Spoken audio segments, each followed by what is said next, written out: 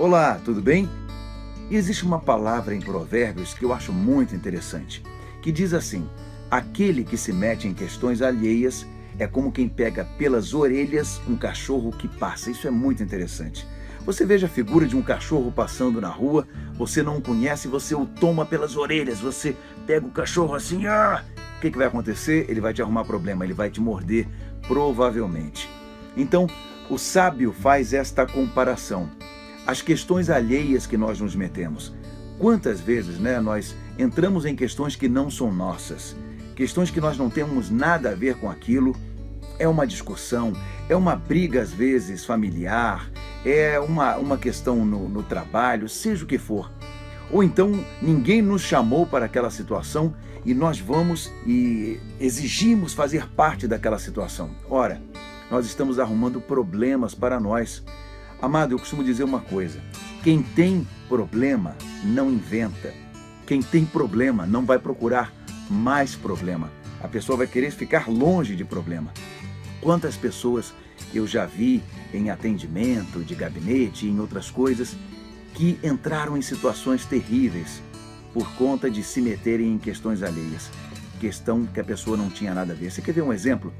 Às vezes a pessoa diz assim: puxa, me empresta o seu nome para eu fazer uma compra no cartão de crédito, ou me empresta o seu cartão. É um problema. A pessoa não paga, você perde o amigo e perde o dinheiro, porque a pessoa não vai te pagar. E o pior ainda, quando é algum parente, alguém próximo, um cunhado, uma cunhada, a questão fica muito ruim porque traz esse problema para dentro do ambiente familiar.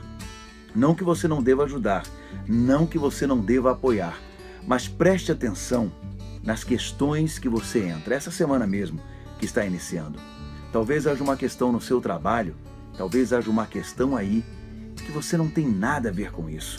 E alguém te chamou para essa questão e de repente você não tem nada a ver com isso, não lhe diz respeito. É uma questão alheia a você. E talvez se você entrar nisso, você vai arrumar um problema para você. O que você faz nessas ocasiões? Ora, fique como o profeta Abacuque na torre de vigia. Deus vai responder. É uma questão que não é sua. Você não pode entrar em tempestade dos outros. Muitas vezes Deus está querendo tratar com certas pessoas, com algumas pessoas, e ali é criada uma situação por Deus. Deus criou alguma coisa para nessa situação tratar essa pessoa. E você vai, de repente, você interfere naquilo que Deus quer fazer. E se você está aqui, a mão de Deus vem e você também às vezes é assolado. Você é apanhado numa tempestade, num furacão, que você não tem nada a ver com isso. Preste atenção nisso. Veja as questões em que você está entrando. E veja bem se isso não é uma questão que não lhe diz respeito. Aquele que se mete em questões alheias é como quem pega pelas orelhas um cachorro que passa. Fique com essa palavra de Provérbios. Tenha uma semana abençoada, em nome de Jesus. Quando o meu eu e o meu orgulho descer comigo e se misturar. Olá, eu quero convidar você para refletir comigo a palavra de Deus. Na carta de Paulo aos Gálatas, capítulo 5, versículos 22 e 23, a palavra de Deus diz: mas o Espírito de Deus produz amor, a alegria, a paz, a paciência, a delicadeza, a bondade, a fidelidade, a humildade e o domínio próprio. Sabe, a palavra de Deus cita os acessos de raiva como um dos itens da lista de sentimentos que a nossa natureza humana produz. Todos nós sentimos raiva, mas é preciso controlá-la. O domínio próprio é um importante fruto do Espírito na luta contra esse sentimento. Para controlar a raiva, é importante saber que ela é um sentimento natural e que não é pecado em si mesma, mas é necessário saber contê-la para que ela não nos faça pecar. Em segundo lugar, a raiva deve ser controlada imediatamente. Quando insistimos em remoer a raiva, damos chance ao diabo para que trabalhe na nossa vida e se satisfaça ao nos ver pecar. Há ocasiões em que a raiva precisa ser revelada com amor. Nesses casos, o objetivo da revelação é conversar para solucionar o conflito que a causou. Há outras situações em que a raiva não deve ser comunicada, mas trabalhada e controlada interiormente. Quando é assim, a pessoa deve eliminar os próprios sentimentos e reações que desencadearam a raiva e substituí-los por sentimentos e atitudes que agradem e honrem a Deus. Lembre-se, o maior antídoto contra a raiva é o perdão. Jesus nos perdoou de todos os nossos pecados. Quando nós perdoamos as outras pessoas, estamos comunicando esse mesmo amor de Jesus, que supera qualquer sentimento que tenta atrapalhar a nossa comunhão com o Senhor. Pense sobre isso. Provérbios capítulo 4, versículo 23. Guarde e proteja o seu coração com toda a vigilância, e acima de tudo que você guardar, porque dele fluem as fontes da vida. A atitude é muito importante. Nossas atitudes se tornam o comportamento que exibimos. A atitude boa ou má começa com os pensamentos. Um ditado conhecido diz: plante um pensamento, colha uma ação. Plante uma ação, colha um hábito. Plante um hábito, colha um caráter. Plante um caráter, colha um destino. O destino é o resultado da vida. O caráter é quem nós somos. Os hábitos são os padrões subconscientes de comportamento. O nosso destino ou o resultado de nossas vidas realmente vem dos nossos pensamentos. É ali que todo o processo começa. Não é de admirar que a Bíblia nos ensine a renovar inteiramente a nossa mente, desenvolvendo novas atitudes e ideias. Veja Romanos 12, verso 2 e Efésios 4, versículo 23. Devemos ser bons estudiosos da Palavra de Deus e, por meio dela, desenvolver novos padrões de pensamento, o que acabará por mudar todo o nosso destino e o resultado de nossa vida. Podemos impedir o Espírito Santo com atitudes negativas como a amargura, a ira, a falta de perdão, a maldade, o desrespeito, a busca pela vingança ou a ingratidão. E a lista continua. O Espírito Santo flui através de uma atitude piedosa e não de uma atitude impiedosa. Examine a sua atitude regularmente e proteja-a com toda a diligência, como o versículo de hoje nos instrui. Se precisar mudar de atitude, tudo o que você tem a fazer é mudar os seus pensamentos. Satanás vai tentar encher a nossa mente com pensamentos errados, mas não precisamos receber o que ele tenta nos dar. Eu não tomaria uma colher de veneno simplesmente porque alguém a ofereceu a mim e nem você. Se somos espertos o bastante para recusar veneno, devemos ser inteligentes o bastante para não permitir que Satanás envenene nossos pensamentos, nossas atitudes e, por fim, o nosso destino. Reflita sobre isso no dia de hoje. Mateus capítulo 14, versículos 15 e 16. Ao cair da tarde, os discípulos aproximaram-se dele e disseram: manda embora a multidão para que possam ir aos povoados comprar comida. Respondeu Jesus: eles não precisam ir. Deem-lhes vocês algo para comer. Os discípulos estavam bravos. Seu coração estava endurecido em relação a Jesus, porque ele havia alimentado a multidão. Não tinham entendido o milagre dos pães. Marcos 6, versículo 52. A preferência deles era que Jesus tivesse mandado a multidão embora. Mateus 14, 15. E o mestre lhes disse que eles deveriam alimentar aquelas pessoas. Responderam que aquilo não poderia ser feito. Disseram a Jesus que deixasse as pessoas cuidarem de si mesmas. Mas Jesus não os atendeu. Ignorou-os e usou o que um menino anônimo tinha a oferecer. O que os discípulos disseram ser impossível foi feito apesar deles, não por meio deles. Pode ser difícil ver o plano de Deus quando o desapontamento e as dúvidas invadem o coração. Às vezes relutamos em fazer o que Deus nos pede porque achamos que não pode ser feito. No entanto, a sabedoria e o conhecimento de Deus estão acima de nossa compreensão. Por isso, precisamos confiar, ter fé, como a do menino. Pode até parecer impossível, mas o Senhor tem a solução, em seu tempo e à sua maneira.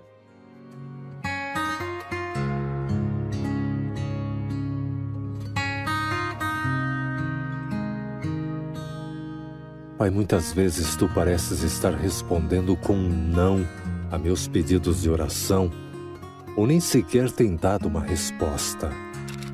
Isso me preocupa muito. Eu não sei o que fazer. Minha fé fica fraca e eu quase desanimo. Há pecados em minha vida que não foram identificados ou confessados e que estão te impedindo de responder às minhas orações. Senhor, por favor, mostra-me quais são eles. Ó Deus, sei que minhas orações expressas dizendo admito que pequei não bastam. Neste momento arrependo-me dos meus pecados de todo o coração. Abomino esses pecados, Pai. Lamento tanto. Senhor amado, sei que meu verdadeiro arrependimento implica deixar esses pecados de uma vez por todas. Entra em minha mente, em meu coração. Ocupe cada espaço para que o pecado não tenha poder algum em minha vida. Hoje eu quero pedir perdão por minha falta de sensibilidade. Por favor, perdoa-me por ter sido insensível com aqueles a quem magoei. Perdoa-me pelo meu egoísmo. Pai, ajuda-me a lembrar de todos aqueles com os quais preciso colocar as coisas em ordem. Deus, vou esperar em silêncio diante de Ti, até que Tu me mostres os passos que devo tomar. Dá-me o amor de Jesus por eles e a coragem de Cristo para que eu Te obedeça em tudo o que Tu esperas de mim. Senhor, Tua palavra diz que não é o que entra em minha boca que contamina, mas o que dela sai. Guarde-me de proferir palavras que não sejam limpas, puras, edificantes e enaltecedoras, e desse modo criar empecilhos para a Tua obra em minha vida e para o alcance da plenitude que o Senhor deseja me dar. Corrige os erros em meu coração, para que não se reflitam em minhas palavras. Ajude-me a sempre dizer palavras de amor, de vida, de encorajamento. Toma conta, Pai, das minhas palavras.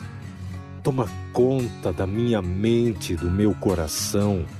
Confesso que há coisas que deixam a minha alma ansiosa. Eu as entrego hoje ao Senhor e peço que tire de mim as ansiedades e me dê Tua paz. Conforte meu coração, como o Senhor bem sabe fazer. Ajude-me a compreender minha vida e as situações em que estou envolvido de acordo com a Tua perspectiva, para que eu não seja tentado a conviver com elas e mantenha o coração contrito. Obrigado pelo conforto que Teu amor infalível me proporciona. Querido Deus, sou grato porque o Senhor fará em minha vida muito mais do que posso imaginar. Tua palavra diz que o Senhor tem para mim infinitamente mais do que posso pedir ou imaginar. Que verdade maravilhosa, Senhor, pois posso pensar e pedir muitas coisas. Aguardo com grande alegria tudo o que o Senhor tem para mim no futuro. Ajude-me a não atrapalhar o que o Senhor quer fazer em mim e por meu intermédio. Me entrego totalmente, mais uma vez. Preciso de Ti, por favor. Em nome de Jesus. Amém. Agora precisamos muito da sua ajuda. Não esqueça de curtir o vídeo e compartilhar, amém? Isso é muito importante, vai nos ajudar a alcançarmos mais vidas. Se você ainda não se inscreveu, inscreva-se agora no canal Anima Gospel e no nosso parceiro Palavra do Pai. Ative também o sininho para receber as notificações em cada vídeo postado. Deus te abençoe. Em Jerusalém era mais um dia só que o céu se apagou. Um clima de agonia, a natureza se calou. Acabava de morrer o meigo Salvador. Puderam contemplar tanto sofrimento que ninguém sabe explicar o que ele fez pra merecer. O inocente se fez réu, sem culpa, sem pecado, padeceu sem questionar. Naquele momento ninguém entendia, mas na mente de Jesus o que ele via era a igreja. Ele teve forças para ir até o fim, porque ele viu você. Ele viu você.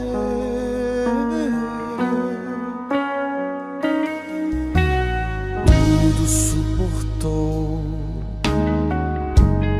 Não tinha pecado, mas no mundo carregou. Não tinha errado, mas assim mesmo amou. Se despiu do seu poder para se vestir de dor. Mas naquele momento de agonia, ele estava decidido a transformar toda a história.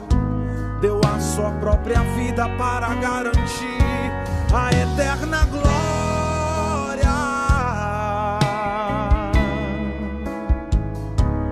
Tudo por você. Ele padeceu por amor. Tudo ele sofreu por amor. Pra salvar quem não